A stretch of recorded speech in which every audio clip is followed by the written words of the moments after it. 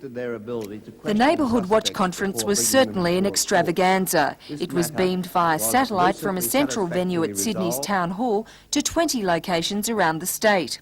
Police estimate that about 10,000 people took part. Many were able to ask questions via a telephone link. In Newcastle, about 200 people gathered at the Workers' Club to join in. According to Sergeant Gary Collis, this system got around many of the problems encountered at previous Neighbourhood Watch conferences. We've had two previous to this in the last 2 years, the first at the Sydney Opera House and the second one at the Sydney Town Hall. The complaints were reached the Community Relations Bureau in Sydney that people in the outer areas or remote areas of New South Wales weren't getting serviced by it. So they approached the Sky Channel people, and through the service of the Sky Channel and lateral link, we're now able to send it to 20 venues throughout the state. So the idea, I guess, is that you don't even have to leave your...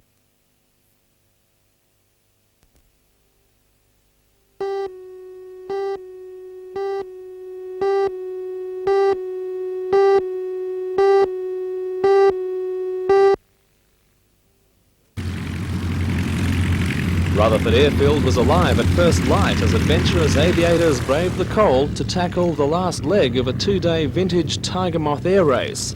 30 biplanes took part, filling the air with sound and colour in a leisurely romp to Sydney and back. While the crews enjoyed the unforgettable perspective of Sydney Harbour from the air, thousands more people were packing the grounds at Rutherford for the start of the air show. The bicentennial event coincides with the club's 60th birthday and conditions were perfect for an aerial pageant.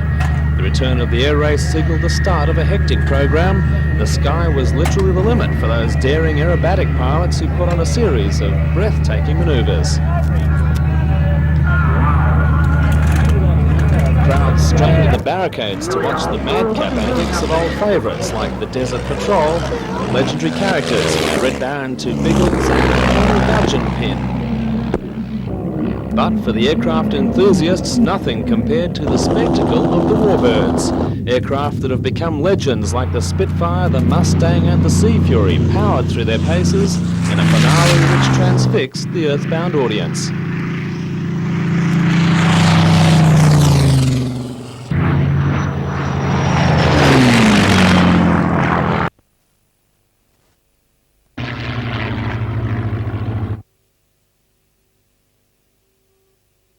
A feature ahead of them or not.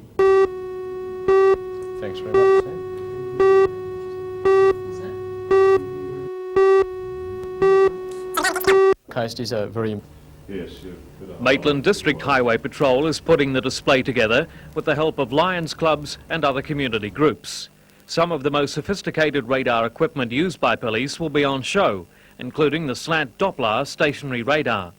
The Highway Patrol is aware of the community perception that they're revenue collectors and wants to preach the road safety message. We see this as a means to do our bit for community relations, and it's very important to us that we have an understanding of our role, that the community has an understanding of our role. And we see that this open day display will give the public, the motoring public in particular, an insight in our role, the Highway Patrol's role in this district. The day will also try to dispel myths which they say exist in the community about aerial speed surveillance and drink driving. For young cyclists, there'll be the chance to engrave identification onto bikes, win safety stack hats and t-shirts.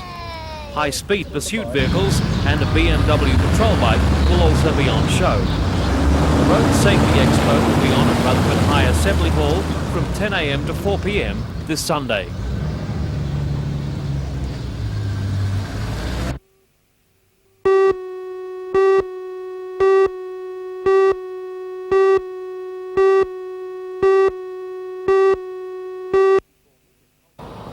The new 54-metre concrete bridge replaces the old timber bridge built in 1933. That bridge cost £4,000. This one, nearly $600,000. Because the area is subject to flooding, the deck is 12 metres above the normal water level. The first bridge built at the crossing in 1916 was washed away by floodwaters. The full cost of the new bridge was met by the federal government under the Australian Bicentennial Road Development Program. It'll improve access to the Upper Allen and Barrington Tops areas, popular with tourists.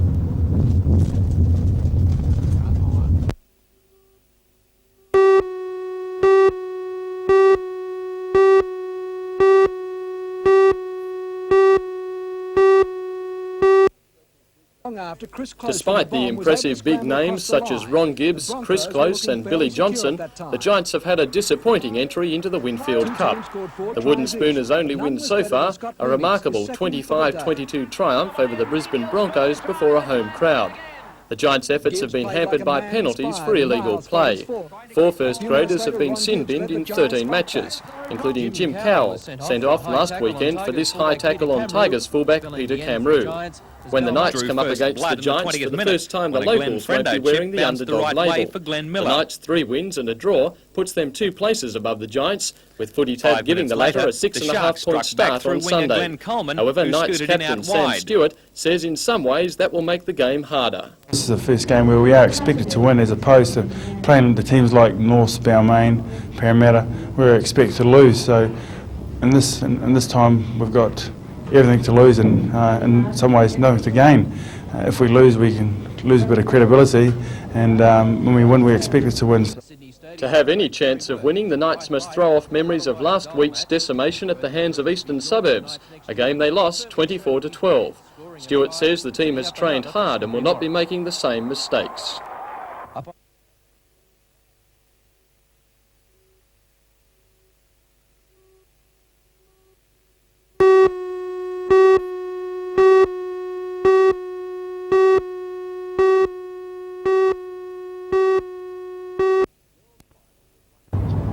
The girls' final was won by 15-year-old Emily Fisher, 6'4", 7'6". For her opponent Nicole Brent, it was the 2nd year in a row she had lost the final, being beaten last year by Rachel McQuillan. Emily was presented with $500 from the Des Curran Fund to go towards development of her tennis career.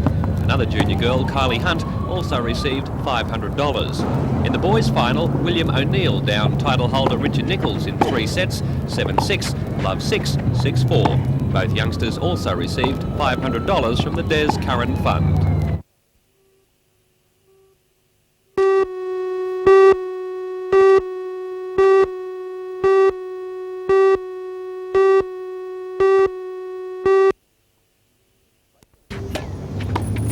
Rachel has been on the European junior circuit for the past 3 months. During that time, her World Open ranking has risen to 170 and her junior ranking to 8. Now at Wimbledon, Rachel, along with fellow Aussie junior Joanne Fall, have qualified for the first round of the Open doubles, which starts Wednesday. As well, the Merriweather teenager will begin her assault on the junior Wimbledon singles title next Monday. With still 3 weeks to go before she comes home, it's been a lonely 3 months on the circuit. But by the end of the week, her older sister Kim will join her. Kim, along with flatmate Lorraine Hamilton, won a competition run by TV Week and the Today Show, in which they had to write in less than 25 words why they wanted to go to Wimbledon. What did we write? We just said we wanted to go and see Rachel, and she was homesick. We can't remember the words. We thought we wished that we had have taken a copy, because we don't know. What about Kim? Is Rachel that homesick? Yes, she is, David. What's the situation over there at the moment? Well, she's playing in Junior Wimbledon, and she's been touring Italy, France, and now England. Then she goes back to France. So she's been there since early April. So a long time. You reckon she'll be happy to see you? Sure will. Yeah. You think that might give her a bit of confidence, and we might see her winning that Junior Wimbledon title? Hope to. She said she'll win it for me.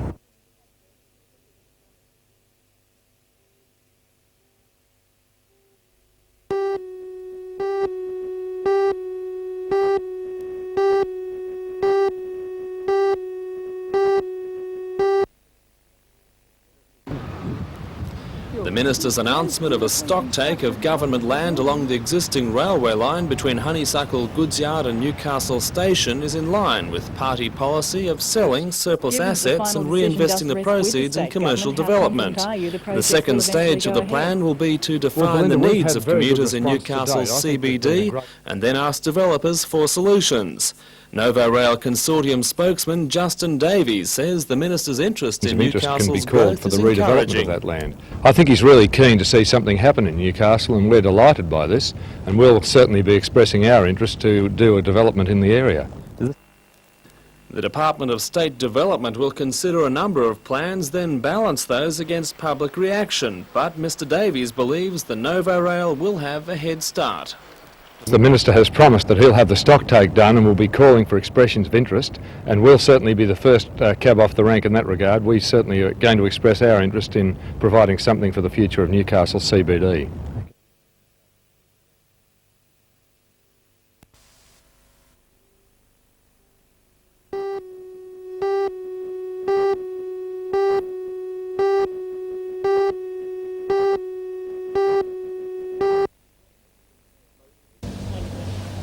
Most of the district agronomists from the Lower Hunter attended the one-off seminar, where they were given a complete performance demonstration of the patinator by its designer, Shirley De Silva. Spray demonstrators have been built before, but few as sophisticated as this model. The spray is trapped in a viewable display, graphically illustrating the effects of incorrect boom height or worn nozzles. That there is no chemical. Regional Advisory Leader Dave Gilbert says farmers should not underestimate the importance of correct spraying technique. If he isn't making the most efficient application of that chemical, well, that's costing him money in two ways. One is that he's spending money on that chemical in the first place, and so he should be using it as best he can. But secondly, if he's not effectively hitting the target species, or if he's missing sections of his crop, that in fact will be reflected in lost yields to him when he comes to harvest those crops. The patinator is constructed entirely of aluminium for ease of transport and will now be a regular feature at field days and agricultural events throughout the region.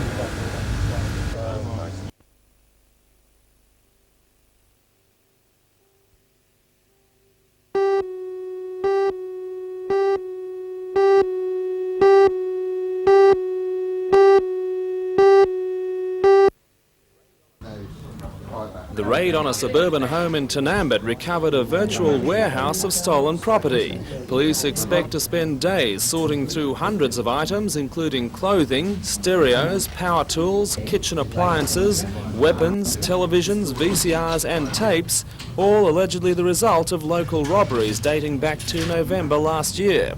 Detectives acting on a tip-off uncovered the haul yesterday when they went to a flat on Houston Avenue. Police say a search of the unit uncovered 12 satchels of cannabis, a large quantity of electrical goods and a vintage Colt 38 revolver. A man and a woman were arrested on the scene. Further inquiries led to another home on Collins Street, where police uncovered the larger haul. Detective Sergeant Artie Dover says some of the items have already been identified, but much will never be claimed. The owners that have recorded serial numbers and reported them to us when they report their property stolen, there is every chance in the world, of course. But for the people that don't record serial numbers, and when it goes on for any length of time and they can't remember to any great degree the property that they've lost, it's very, very hard. 36-year-old Russell Charles Blacktop of Tanambit appeared in Maitland Local Court this afternoon on charges including possession and supply of cannabis, possession of an unlicensed pistol and receiving. An application for bail at today's committal proceedings was declined by Chamber Magistrate Graham O'Rourke in view of Blacktop's 15-year criminal record and the seriousness of the drug offences. The matter has been adjourned until tomorrow. A 30-year-old woman was granted bail yesterday on charges of possessing cannabis and goods in custody. The arrests coincide with an announcement by Maitland District Police Superintendent Rick Kane that a local anti-theft squad is about to be created. However, the staffing changes will mean downgrading of an 8-man station at East Maitland to a 1-man shopfront. Superintendent Kane says the reshuffle will not affect the quality of policing in that neighbourhood. We have 7 persons attached to that station.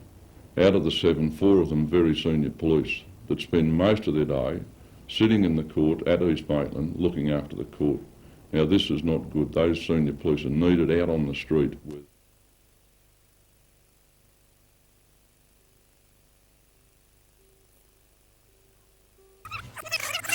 Well, I guess it might have been a bit of a surprise to you. It was, yes.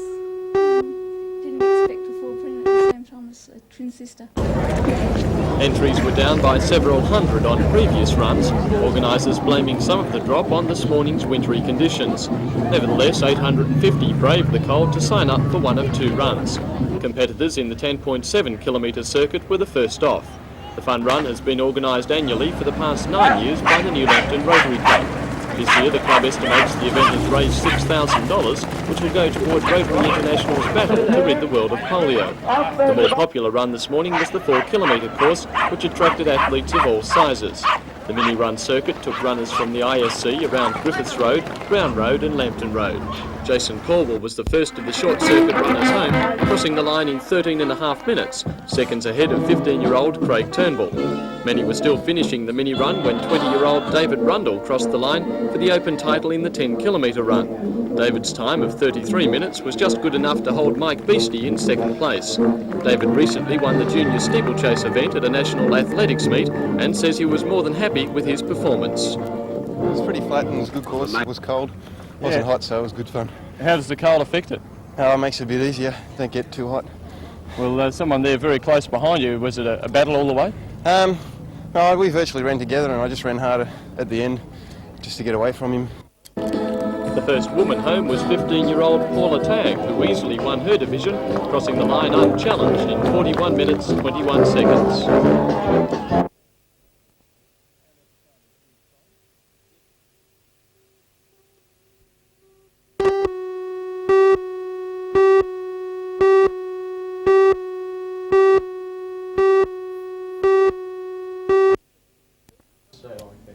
Meet Callan Michael Delaney and Simone Christine Wood, two of the newest and most unique arrivals at the Western Suburbs Hospital.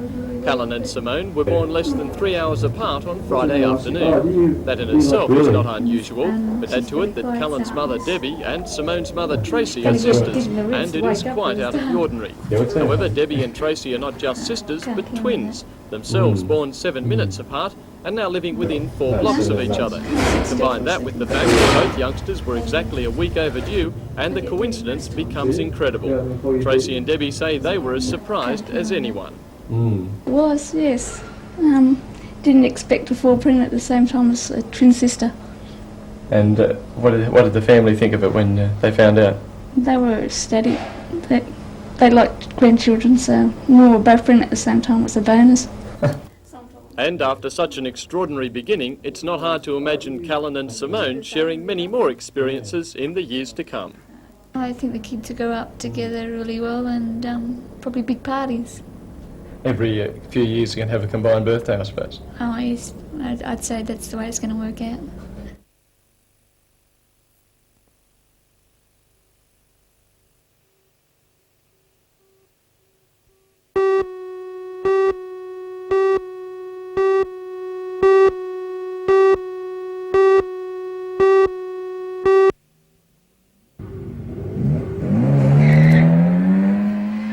Every year at this time, the Newcastle Motor Racing Club track at Ringwood is the venue for those who like competing in or watching hill climbs.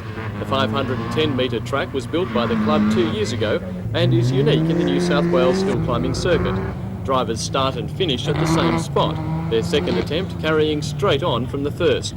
The system means very high speeds are possible, with many drivers covering the track in just over half a minute.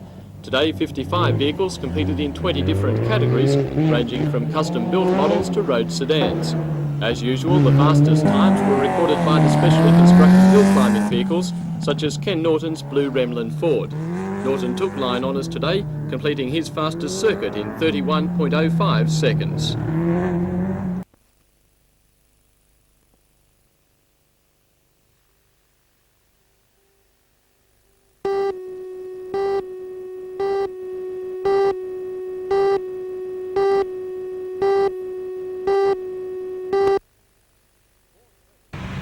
Board President Alan McLaughlin said today that it's essential for the responsible and cost-effective management of the organisation to have a package prepared to be offered if and when necessary. Mr McLaughlin said natural attrition has so far made voluntary redundancies unnecessary and has also chopped $2 million off the annual wages bill of $35 million. But several positions are already classed as redundant, and the package will be offered immediately to those people.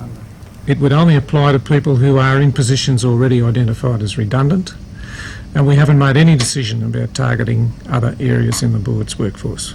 So how many of these people exist at the moment? How many redundant people? About 10. And yet you've said that you want to reduce the workforce by, what, about 300 to about 1,000? Well, we think that we could we could work efficiently with 1,000 people. Getting that figure is, of course, much more difficult. But we will be reviewing the workforce, and where it's appropriate, we will offer the package to enable us to make such reductions as we identify. The Employees Association, which last week complained it wasn't being told of the board's plans, is now happy, according to spokesman Lance Woods. The thing that's changed is there's been communication now, and we know exactly where the board's coming from. Prior to that, we didn't really know what the board had intended. Several staffing reviews are being carried out, with results not due before September. Mr McLaughlin said any voluntary terminations under the new package would therefore not take place before October, with each individual case to be considered by state government authorities.